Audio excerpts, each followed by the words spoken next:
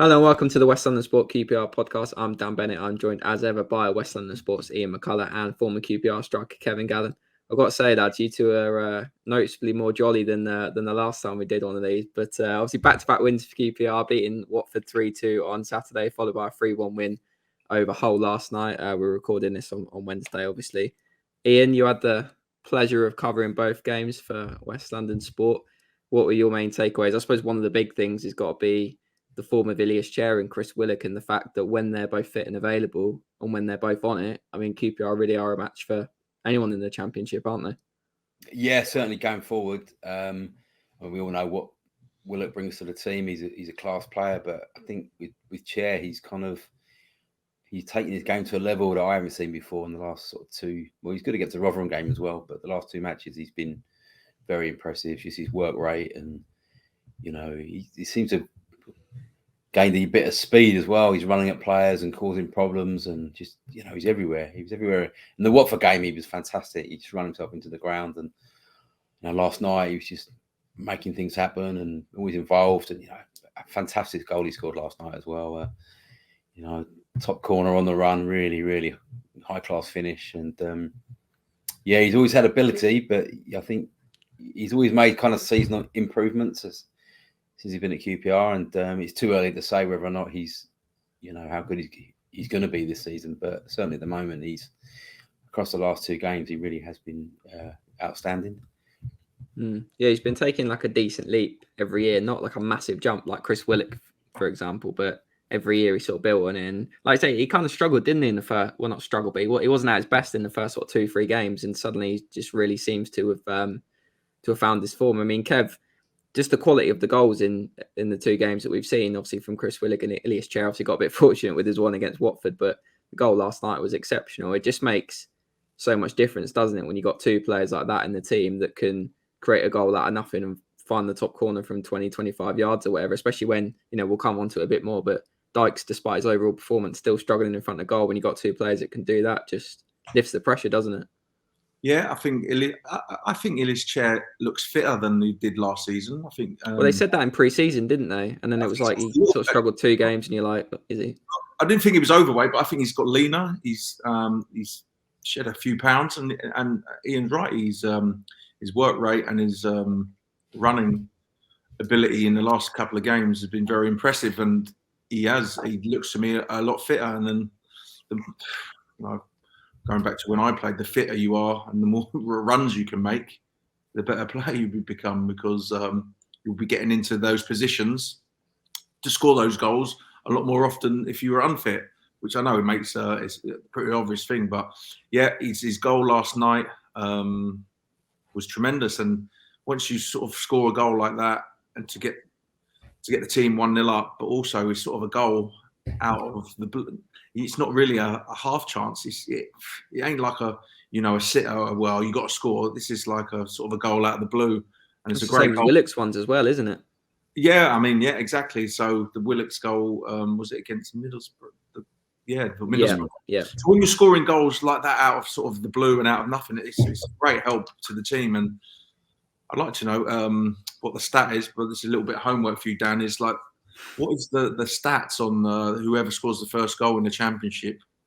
Oh, who goes on to win? Goes on to win or not to lose the game. And I think I don't know what like the latest figure is, but like I've seen it before at certain times, and it's as you'd expect. Really, it's huge. The first goal's massive.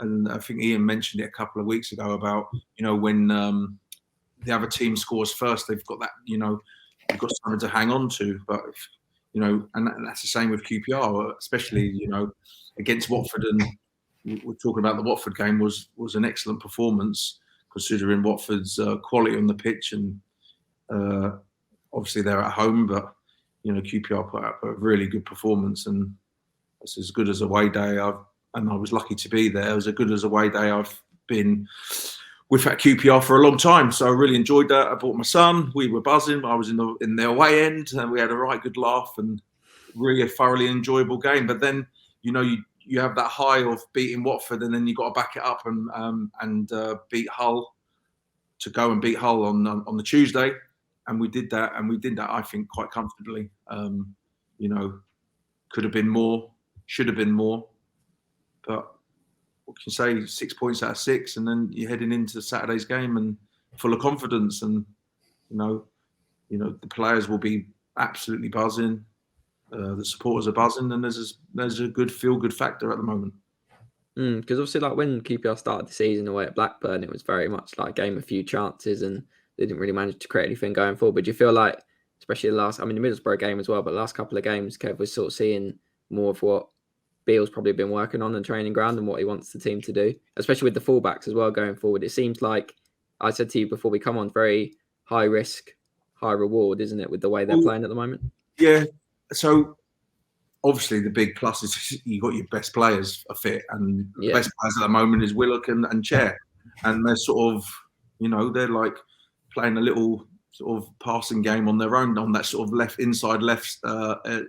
side of the pitch, where they're getting a lot of joy out of it, playing very well together, linking up extremely well. But I've got to say, in the last 2 games, and especially last night, very impressed with Laird on the right hand side. I mean, he's absolutely rapid, and he can get forward. And when we have the ball, he's like a right winger, and he scored a right winger's goal last night, where a cross comes in from the left, and he's attacking the ball in the middle of the goal like a centre forward. Like in your position, any Kev, like we used to pick up like that. Delighted with a finish like that. So he's really impressed me. That's been good. And Kenneth Paal, I think that was his best game last season. He got forward well. And like we spoke before we come on there about the high risk and reward style of play. Like QPR, the last 2 games, the back 4 is playing really high up, and if they carry on with that, it's going to be a lot of shouting from the crowd at the linesman to get the flag up, which there was in the first half, and it's very hard to go back on it. I haven't seen it if those decisions were onside or offside, but when you play such a high line, there's going to be situations where the opposition team are going to notice it, and they're going to put the ball in behind, and if the striker times his run well, then he could be in, and if he doesn't, he's going to be offside. But we scored 2 goals by playing high line, midfield pressed up, nicked the ball off their back 4 in the last third, and went on to score 2 really good goals. So, like you said, high risk and high reward. So I think it's not a bad thing, but then you have to have your goalkeeper really high. Was it sweeper keeper like Neuer used to do for Germany, and Sonny Dieng's capable of doing that. And there was some decent pace in the back as well. But yeah, I think it's a really good, impressive 2 games. Watford and the Hull game, yeah, very good. Yeah, I mean, because if you look at the top level, Liverpool do it, don't they? One of Mick Beale's obviously former clubs, Liverpool do that to great, reward usually. But obviously they've been caught out a little bit more this season. But I suppose the difference with them is they got Virgil van Dijk sort of sprinting back, and no offense to Jimmy Dunn and Rob Dickey, but they're not slow, but they're not the quickest, are they? So, Kev, do you feel like that is going to lead to chances going against the team? But is it worth it? This is the debate. Do you know what? It was I would say it was quite a risky one against Watford, because they got a lot of pace in their especially with Sarr and Pedro. So I think maybe like tactically, if you're playing against a team that's really quick, you might have to drop off and be a little bit deeper. So Swansea will be playing sort of, how they play, very pass, slow, ponderous. So I'd say they'd be playing a high line and trying to press Swansea in the last third, like they did last night against Hull, and try and nick that ball high up the pitch.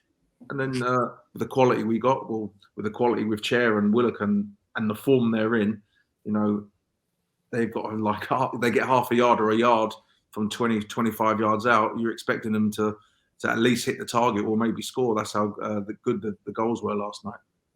Kev, obviously I mentioned a minute ago Lyndon Dykes. I mean, Ian, you've obviously spoken about this as well, but his overall performance seems to be decent. Like, he's doing a lot of off the ball work, the unselfish work that's allowing Ilias Chair and Chris Willock to, thrive and do really well. But we got to mention the chance, haven't we? He just it's what we spoke about the last week as well. We're probably going to repeat ourselves a bit, but he's got time to think about it, and he just doesn't execute. Because if he just smashes that, it goes in, doesn't it? Really, let's be honest. Let's be fair. I can't really. I know he played. I think the last 2 games he's done well. He's battled well. It's a tough gig when you're like a big number 9 and you're trying to occupy 2 centre halves, and then you're there to win headers, hold the ball up, and then try and get Willock and Illis Chair into the game. And I mean, let's be fair, there's no getting away around of it. He's got to score there. You know what I mean? He's got to score, and if he scores there, then he's off and running again. And I do think he's a confidence player. We've spoke about this in the last few weeks. He's a confidence player. Once he scores, he could go off and running on a run. If he scores there last night, goes 4. I think QPR could win 5 or 6 there last night. Look, he's got to score. There's no getting away around it. He just needs, I think I put it on Twitter last night, he needs one just to come off his backside without him thinking. Really, he needs just the ball just to drop to him, one touch and hit it hard. I keep saying hard and low. And then he needs one where he doesn't have to think about it, I think. He did last night. Yeah, low wide. Actually, it was soft and low wide. Yeah, I don't know. It's just he got half of it right. Your advice, Kev.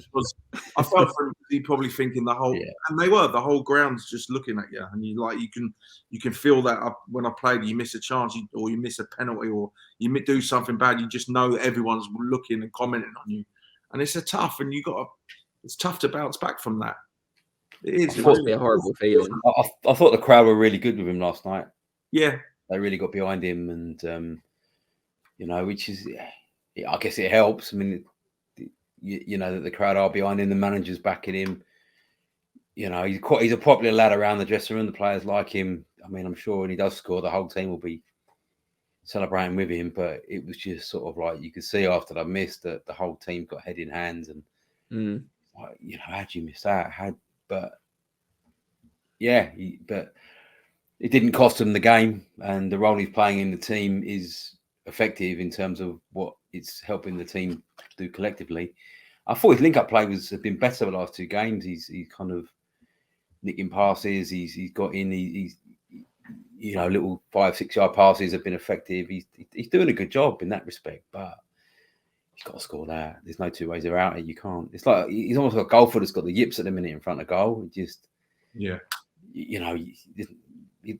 keepers on the fly. All you got to do is just roll it in, and it's easier to score.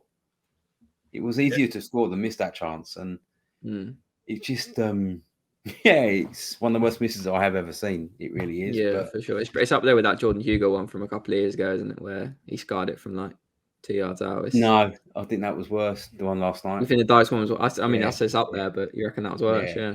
Keepers on the floor. You're in the 6 yard box. All you got to do is just tap it in. Fair play to him. He didn't, after that, he's tracing back 60, 70 yards to win a tackle, and that's why the crowd are behind him, because, they see someone that's trying really hard. And, if you're trying your best and getting stuck in, the crowd will be with you, but, you can't miss chances like that. He's got to, he's got to find a way, really, because patience will run thin eventually if he keeps missing chances like that. There's only... Well, the good thing about it is we're 3-0 up. Yeah. If it's 0-0 with 2 minutes to go, then there would be a different feeling. Yeah, with the crowd. Yeah, absolutely. Ian, I was going to say, do you think, given, because we saw obviously Warburton when Dykes was struggling a couple of seasons ago, he stuck with him, didn't he, when he was on that goal drop, because of obviously the work he does off the ball and what he does for the team. Do you feel like, obviously Beale keeps picking him, do you feel like he is justifying his position because of that still? Do you feel like he's worth keeping in the team just for that? But obviously, like you say, it becomes a point where if you're missing so many chances, and like Kev said, they are going to be more costly in some games, aren't they? Luckily last night it wasn't, but do you think he's kind of worth keeping him in for that? I think he's a better player, all-round player, than he was 2 years ago when Warburton was sticking with him. I think he's he's not doing that silly step over thing where he goes to the left. He's actually, when he's getting the ball, he's effectively using the ball, linking up play.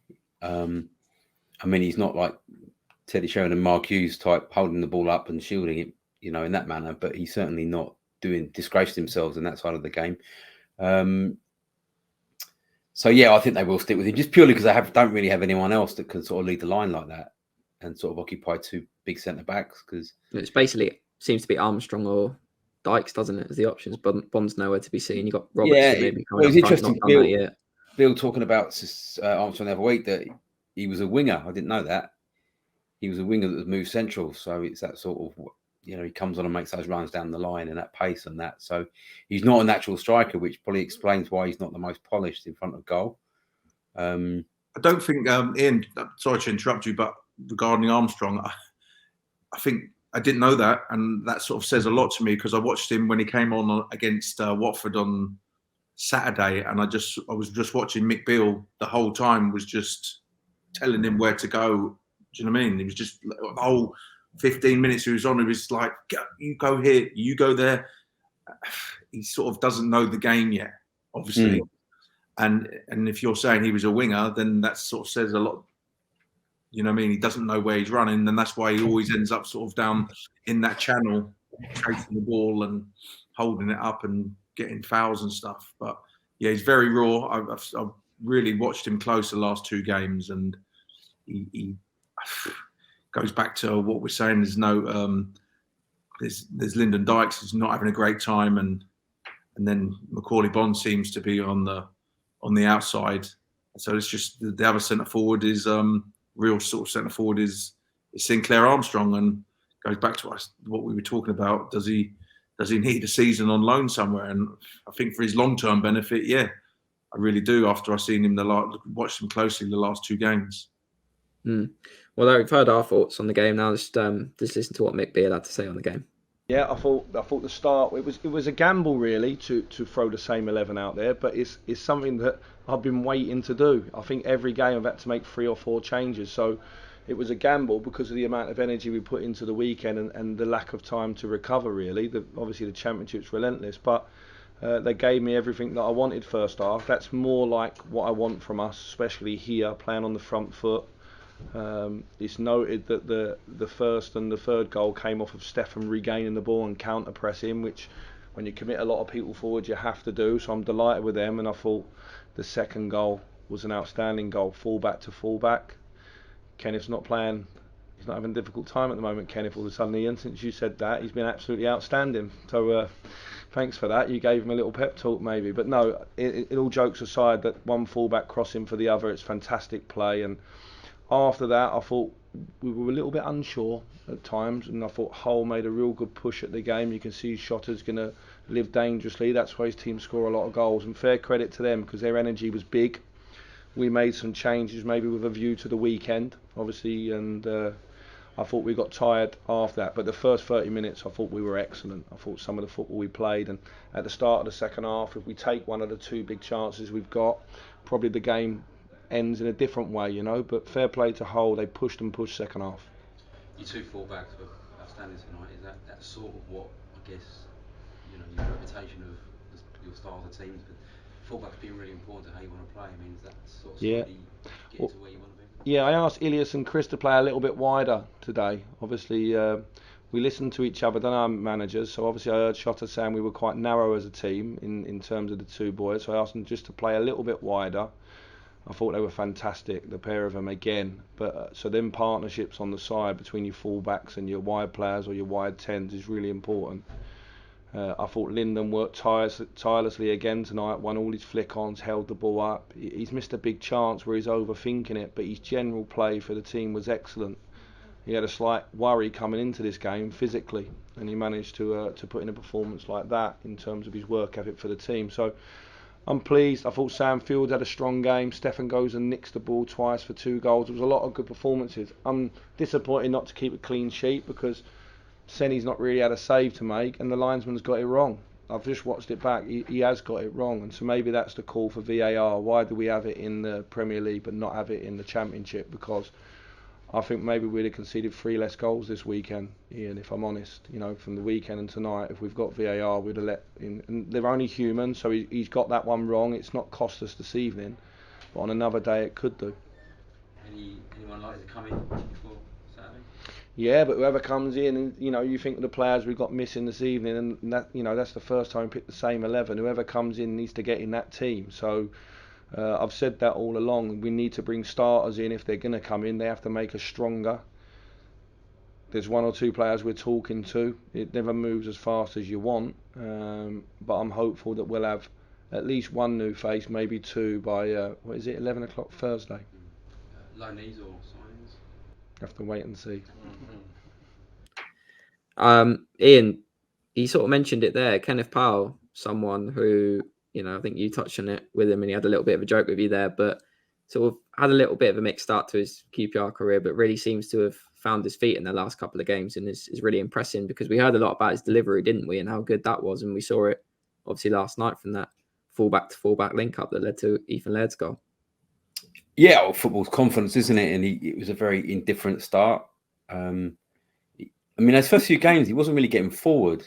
He just seemed to be sort of not crossing the halfway line and looked sort of playing within himself almost. And you weren't too sure what you got here. You kind of, I was expecting from him what Ethan Laird was doing from the word go, if that makes sense. But he's sort of coming out of his shell a little bit. I think setting up that winner at Watford probably did enormous things for his confidence. He then put in a fantastic tackle, ball and man tackle on Sarr later in the game, which, he kept Sarr pretty quiet, really. I mean, Sarr, he's got talent. He's not a player that I wouldn't be spending money on someone like Sarr. I think he kind of flatters to deceive a little bit, but he's still at this level a threat.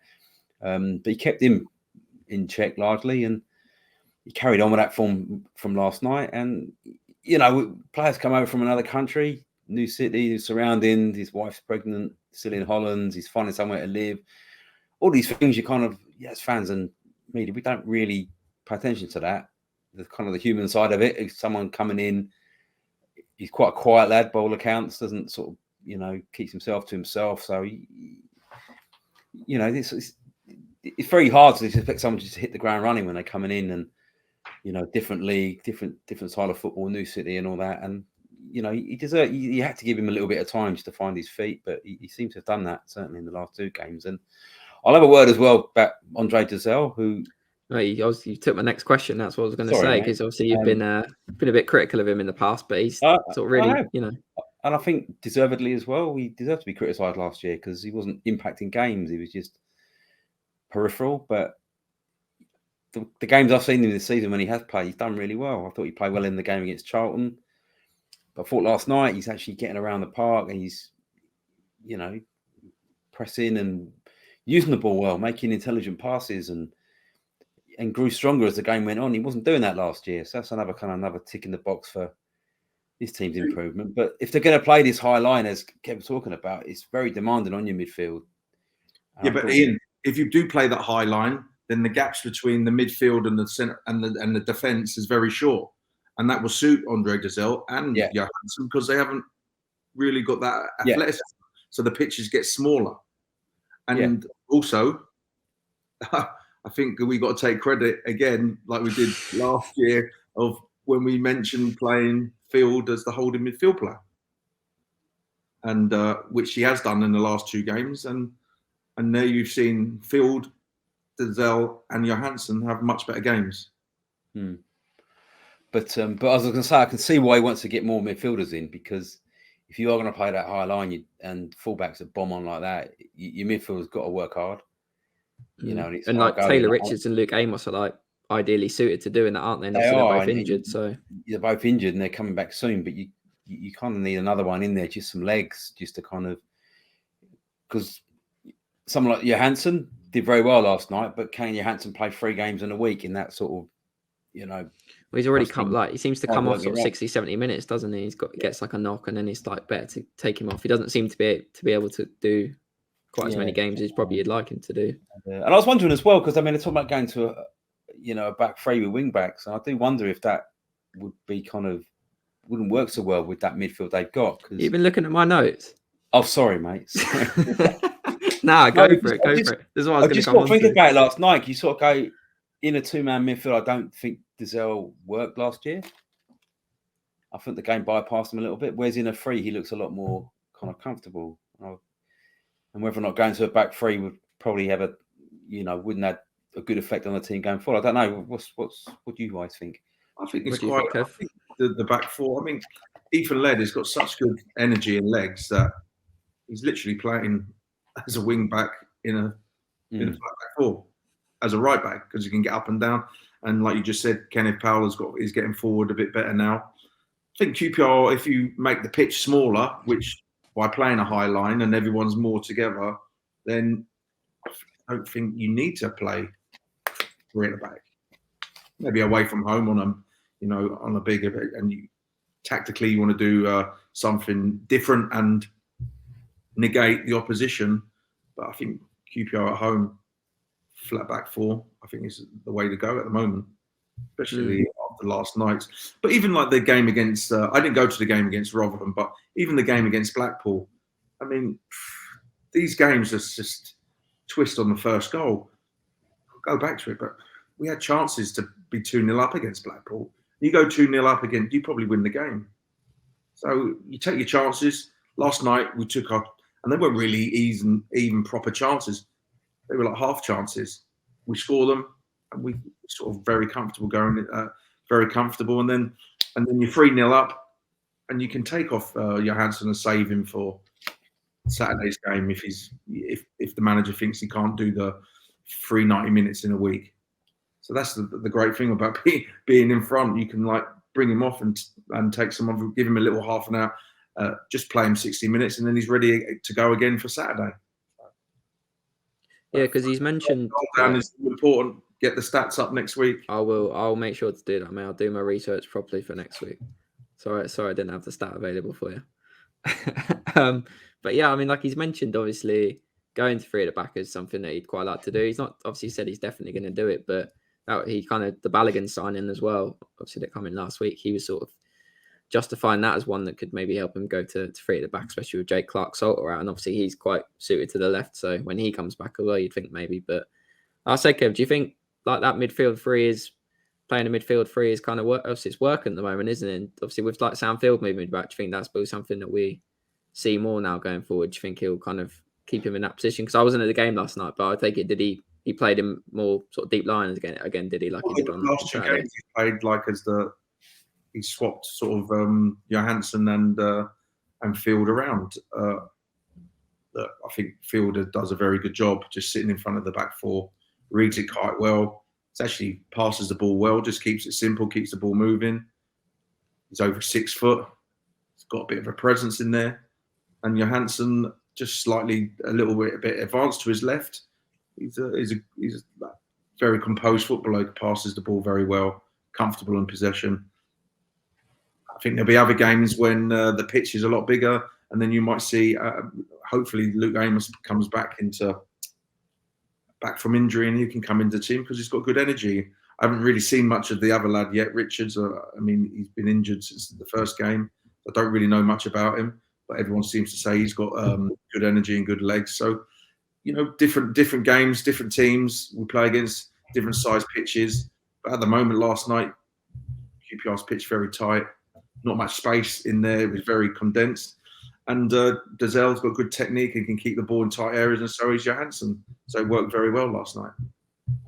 I wonder when everyone's fit, if maybe we don't see a lot of Dozzell and Johansson together. They're not dissimilar players. They're obviously good passers of the ball, and they're not players that will pick up the ball and drive forward with it, are they? Whereas Richards and Amos are kind of more comfortable doing that. Richards, from what I've seen of him especially. So I wonder if the way forward might be Field, and then you've got one of Johansson and Dozzell, and then maybe someone with a bit more legs on the right of the three. Maybe that might be the way to go. What do you think, Kev? I think, look, you just need options for different games and against different opposition. If the management think Swansea have got, just say for instance, got very good energy, great legs in their midfield, they'll probably think, well, we'll go and match them up a little bit. If they don't, they'll probably stick with Dozzell and Johansson. I think you've got to have options. Which they don't have at the moment, isn't it? That's for tactically, but also options for form.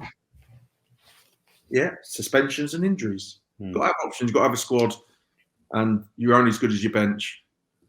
And the more better players you have on the bench, and you look round and you might think, I want to make a change, and you've got a good bench, the better off the team's going to be.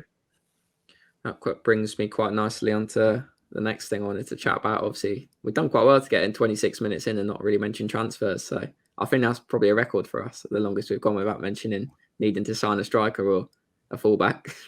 But Kev, last couple of days of the transfer window, by the time you're listening to this, watching this, might even have changed and there might be another player through the door. But what would your ideal next couple of days look like? Realistically, I'm not saying, sign Neymar. I'm just realistically, what's your next couple of days look like? I've always said a striker. I'm not going to go back on that now. A striker, a different type of striker. But where are they? It's difficult and financially. Obviously, Cameron Archer's one they're interested in, but like I said, there's so many clubs interested in. Are they going to let him out on loan? You don't know. Aston Villa ain't doing too great themselves. They might need them. Exactly. But that sort of type, I would say they'd look for like a quick younger striker, and they'll be looking at a loan player from probably a Premiership team, and maybe a left side left back for cover for Paal. That's it. That would be the ideal transfer window in the next couple of days, is a striker and a left side defender. Do you agree with that, Ian? And obviously, he said he's looking for a midfielder as well, isn't he? As we touched on a minute ago, he wants kind of someone with a bit more mobility in there with Amos and Richards out. But are you kind of in agreement with what Kev said there? Yeah. It wouldn't surprise me if I didn't get a striker. I think it's very hard to get strikers that are better than what you've already got. But this is QPR. I think it will depend on Macaulay Bonne, won't it? See what if he's got interest, and will he go or will he stay? Maybe. I mean, this is QPR. QPR always sign players, and people get upset. Oh, they're going to sign. Of course they do. They always do. Rangers always sign players. And no club is better than pleading poverty and signing players in QPR. So it's kind of. We're skint, Ian. You told me that we're skint. Skint, but we'll still sign someone. So yeah, I mean, there's millions of names being linked out there. Everyone keeps talking about Cameron Archer. If they get him, I'd be really surprised. If that finally happens, like QPR Twitter is going to go into meltdown. I'd be really surprised they get him. But you can't say they won't. It's Bill made quite an interesting point actually on Monday when we spoke to him, that you speak to managers of Premier League clubs. I mean, I can only assume he's talking about Steven Gerrard. You speak to a manager of a Premier League club on a Friday, they've had a bad result of the weekend, and everything's different on a Monday when you speak to them. So it's that's what you're dealing with. And we talked about it before. It's all domino, isn't it? It's like one thing falls this way, and he goes, so he comes in. So we can't let him leave till we get someone to replace him. And so that's why people always think, like, why does it go to the last minute? Why is not? Because it doesn't work like that. Because there's no exact science to it, is there? Everyone just panics and goes, we can't get rid of him. So Macaulay Bonne won't be allowed to leave unless QPR get a striker in. That's basically what will happen. He might want to go. They probably want to get rid of him, but they're not going to let him go and not be able to find someone. So that's why it all comes down to the last minute. So I'll imagine at 10:35 on Thursday, something might be announced. They've got someone in, and it will probably be someone that Kev Gallen's come out they've never heard of, and it will be, what a great signing. Who is he? So it's, you got to trust the manager knows what players he wants, and if they get them, great. But Macaulay Bonne probably won't be allowed to leave unless they got someone coming in. So if Macaulay Bonne goes somewhere, then you have to look at it and go, well, they probably got someone lined up. But we shall see. If it's Cameron Archer, great, but I wouldn't hang my hat on that happening. I agree. At the risk of us looking a bit silly after the deadline day, I don't know. It's not happened yet, has it? And the signs haven't been there that's going to happen so far, obviously, despite the interest. But like I say, it all can change. So we might be wrong. But yeah, I agree. I mean, how long we've been saying striker and a left back? Seems like we've been saying it for like a year straight. But it's true. Kenneth Paal's like the only one that can play. Obviously, Hammerline, and we've spoken about before. We don't need to go in that again. But he's injured anyway at the moment, isn't he? So just based on that fact, even they've not really got anyone that can back Paal up, and it might be handy to have someone that can kind of play. I mean, Kakai's done all right, isn't he? But I don't think you'd want to put him in at left back. So having someone that can play both sides, even primarily left back, filling at right back would be good. And I don't know, midfielder, I don't think we'd be saying this if Richards and Amos were fit. And obviously, they're not going to be out for the long term. So, but I feel like someone, maybe just one extra. But then when they come back, I think he's going to have a little bit of a problem if he signs another midfielder, because they do have quite a lot of players in that area. There's just a lot of injuries. It all evens itself out, doesn't it? You're only a hamstring strain away from not having someone for a month. Yeah, I suppose you just got to recruit on the basis that there's always going to be players injured, especially at QPR. Well, yeah, the way the last couple of years have been. Well, we do So- love a hamstring. Exactly. Yeah. Now, I love the hamstring as well. So it's been going on for over 20, So, 30 years. yeah, it's not. Hamstrings are so common, aren't they?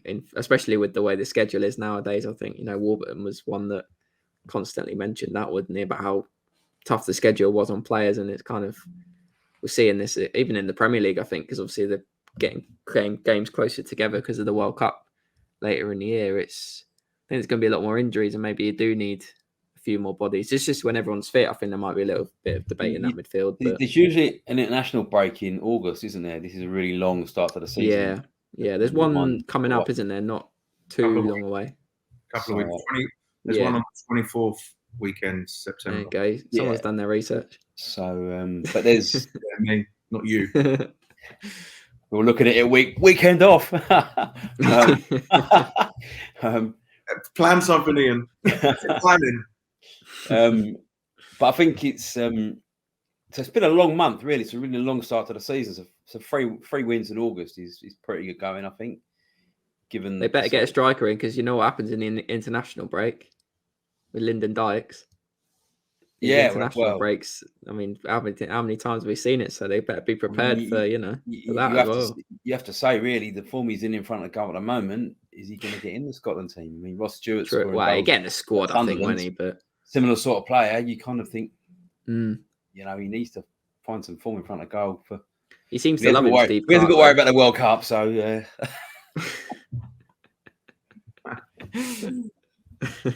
All right, so we'll move on to our predictions then. Swansea. Kev, I imagine Mick Beale in training this week will probably be doing a bit of off ball work, won't he? A bit more focus on what they're doing off the ball rather than on the ball, given how Swansea play. Yeah, I mean, the way Swansea plays, I mean, it's not my ideal way of playing or to watch. Be interested to see what he's going to do. Is he going to sit back and let them have it and pass it around the back, or is he going to do the high press like they did last night and really go and hunt their defenders and their keeper has a lot of the ball. So be interesting to see what style he's going to go for. In my opinion, I think he will go for the high press, try and nick it up in the last third early. And so my prediction for that would be I'm going to go 2-1 QPR. Nice. I like when I've watched Swansea games, but the highlights they have on a couple of occasions, maybe more this season, been caught out at the back because it's pretty well publicised the way they play, passing it around at the back quite a lot. And whatever your opinion of it that is, that's the way they play and that's the way they do things. And it seems like last year, obviously, it wasn't amazing, but it seems like they're making a bit more mistakes this year. I don't know, I might be wrong. Swansea fans can probably would obviously have a better knowledge of that than me, but I have noticed that they have given the ball away a couple of times this season, which has led to goals. And I feel like maybe QPR's got to be patient, just kind of wait for them to force their way, wait for them to make their own errors, and maybe that's the way you beat them. Kind of just let them have the ball in non-dangerous areas. That seems to be the formula for beating Swansea. I remember a couple of games last year that was a few games last year that was the way they kind of lost, is just being patient. The other team being patient and then letting them have the ball and then just making what you can have count. I mean, Ian, what do you see from this one, and what's your prediction? I think it's they're in a bit of trouble at the moment, aren't they? I mean, they've not started well at all. They're in the bottom three, I think, at the moment. By the time this podcast is out, they're playing Stoke on Wednesday night. New manager away from home. It's a big game for them, and you kind of think. I mean, I know that from just stuff that I've read that the natives are a little bit restless in Swansea about, they're a fan base that are used to a kind of certain style of football, but this is sort of in many ways taking it to the nth degree of, like a long ball's almost a sin. It's always this kind of, it's so puritanical where, it's all very well and good having like 700 passes, but you're getting beat 4-0, and it's sort of it's pointless really. But they have got some good players. They've got two good strikers in Obafemi and Pirro. I mean, I think down there, if Rangers can get the first goal, an early goal, the manager's under pressure, that could be telling. get the crowd turning against them. That could work. I mean, really, you'd go on form, you'd say Rangers should win, but you're always wary about a side that are on a little bit of a bad run, playing them at home. What could happen? So, I would say, to be honest, I was more confident QPR would beat Watford than I am them beating Swansea. I will go for QPR to win. I'm going to go for a 1-0, same result as last year, and maybe a late goal to nick it. Well, I'm going to round off the hat trick, so apologies, QPR fans, in advance. But I think they'll win. I actually was going to say 1-0 in, so I'm going to go with the same as what you said. I think just the way they play, obviously, like to keep the ball and doesn't lend itself to high-scoring games always, does it? Unless, like you say, QPR get an early goal and they have to... I mean, that's the problem with the way Swansea play, isn't it? Is if the other team gets an early goal, what do they do then? Do they stick to their guns and keep with the approach, or do they... I mean, normally teams go try and hit back instant response, don't they? But that is not the way they do things. So yes, it's a strange system they've got going on down there. But it's really interesting as well, because what Kev was saying earlier about Rangers playing a high line, balls over the top. They just don't play balls over the top. It's not what they do. It's all through the middle and down the channels and pass and move. And so it could play into Rangers' hands. Which is why they could win. But and it also helps. Are they playing tonight? So that's Wednesday. We've an extra day rest or preparation. I always think that can help sometimes. This has all been a bit too positive, isn't it? I think. Yeah. To be fair, I was very last night. I really fancied QPR, and when I really fancied QPR, it was a bit pear-shaped. But I was proved right last night. Thank God. Well, let's see. Hopefully, we're right. But if you're watching us on YouTube, do make sure to subscribe to the channel and leave us a like and comment on what we've said below. And if you are listening to us, leave us a positive review and subscribe to our feed so you get the regular updates when a new episode is out. And thanks for watching and listening.